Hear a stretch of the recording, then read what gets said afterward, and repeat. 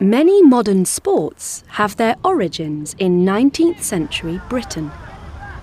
People all over the world enjoyed physical games for thousands of years. But it was the Victorians who organised and made rules for them.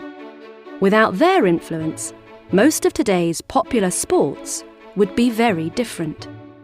Take rugby, for example. 200 years ago, ball games similar to football and rugby were very popular in the country's famous private schools.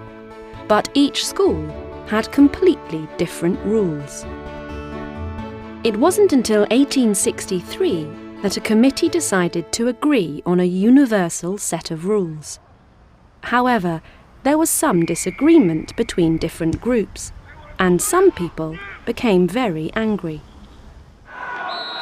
Most of the representatives wanted a game that limited the use of the hands and encouraged skill more than force. In 1863, they created association football, which most people now call football or soccer. But others felt the game should be more physical, and most importantly, that players should be allowed to use their hands as well as their feet. In 1871, they formed the Rugby Football Union, and the sport of rugby was born. But one typically British sport that the Victorians didn't organise was cricket. The Marylebone Cricket Club invented the first set of cricket rules in 1788, and many of these basic laws still apply today. There are still 2 teams of 11 players, 1 team bats,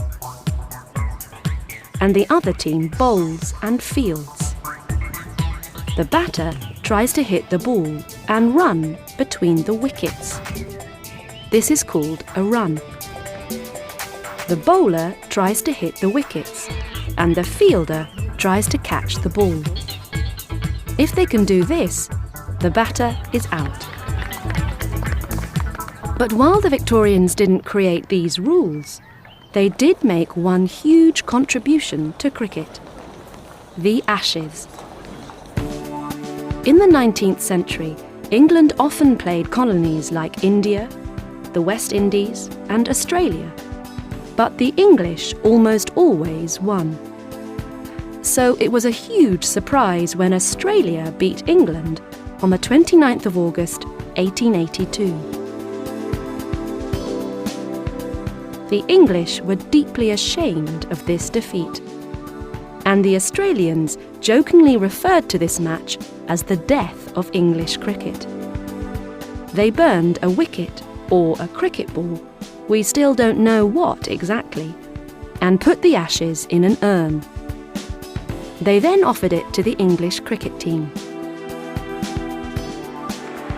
Since then, Australia and England have played a tournament called the Ashes at least once every 4 years, but usually more often. And they take turns to play in England and Australia. Each tournament includes 5 matches, each taking up to 5 days to play.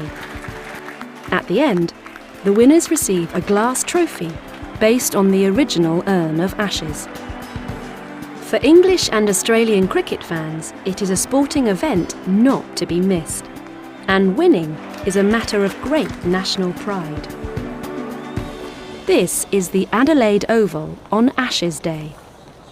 It's an extremely popular event, and thousands of people happily travel miles to watch the cricket. But it isn't all fun. For over 130 years, there has been an intense rivalry between England and Australia. By the time the 2 countries meet again, England will have won 31 tournaments, and Australia will have won 32 tournaments. If England win next time, it will be a draw. So most people predict the next Ashes will be an exciting but anxious event for cricket lovers in both countries.